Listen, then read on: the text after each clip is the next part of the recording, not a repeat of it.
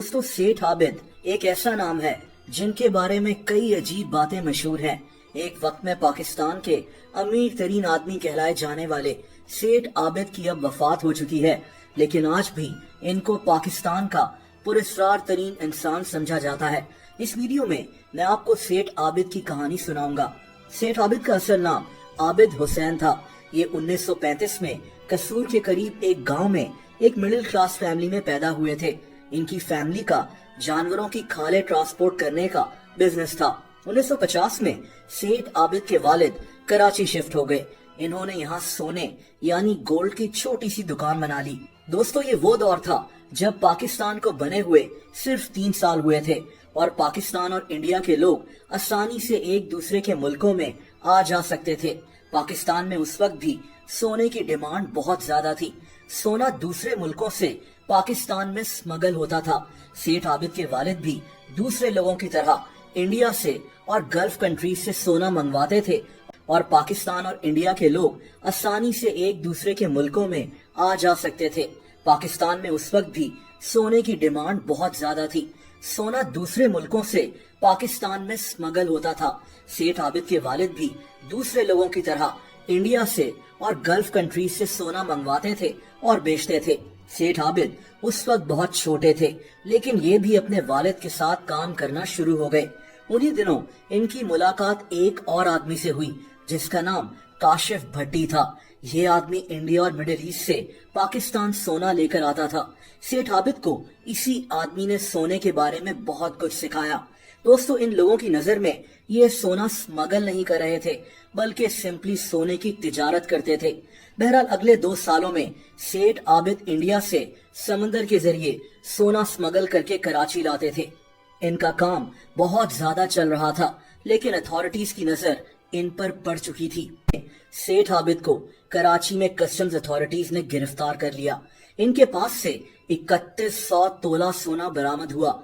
दोस्तों, सेठ आबिद को 5 महीने की जेल हो गई। ये पहली और आखिरी दफा जेल गए थे।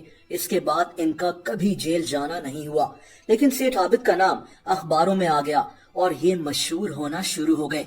दोस्तों, अगले 8 सालों में सेठ आबिद का नेटवर्क दुनिया भर में फैल गया था। अब इनके एजेंट्स दुनिया भर में मौजूद थे और इनके लिए गोल्ड लाने का काम करते थे। सेठ आबिद को गोल्ड किंग ऑफ पाकिस्तान कहा जाने लगा, यानी पाकिस्तान में गोल्ड का बादशाह। 1960s में सेठ आबिद बेहद अमीर हो चुके थे। इस वक्त इन्होंने लाहौर में जमीनें भी खरीदना शुरू कर दी थी। दोस्तों, यहाँ सेठ आबिद की एक और साइड भी थी। ये लोगों की दिल खोलकर मदद करते थे। ये अक्सर बच्चों के हॉस्पिटल चले जाया करते थे और अगर किसी को मदद की जरूरत होती तो उसको उस दौर में हजारों रुपए ऐसे ही दे दिया करते थे। कहते हैं कि ये बेशुमार फैमिलीज के घर का खर्चा उठाते थे। उन फैमिलीज को खुद भी पता नहीं होता था अगर किसी को मदद की जरूरत होती तो उसको उस दौर में हजारों रुपए ऐसे ही दे दिया करते थे। कहते हैं कि ये बेशुमार फैमिलीज के घर का खर्चा उठाते थे। उन फैमिलीज को खुद भी पता नहीं होता था कि इनका खर्चा सेठ आबिद उठा रहे हैं। ये भी कहा जाता है कि सेठ आबिद का असूल था कि किसी भी फंक्शन में पहले इनके मुलाजमीन खाना खाएंगे और फिर मेहमान। ये जरूरतमंद लोगों को उनकी शादियों में सोना भी दिया करते थे। 1964 में सेठ आबिद ने हमजा फाउंडेशन भी बनाई थी।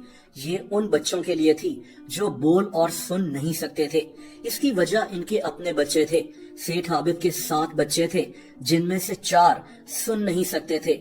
इसीलिए इन्होंने ऐसे बच्चों के लिए एक फाउंडेशन बनाई थी। सेठ आबिद अक्सर कहते थे कि ना तो मैंने किसी का खून किया है, ना ही किसी की जमीन पर कब्जा।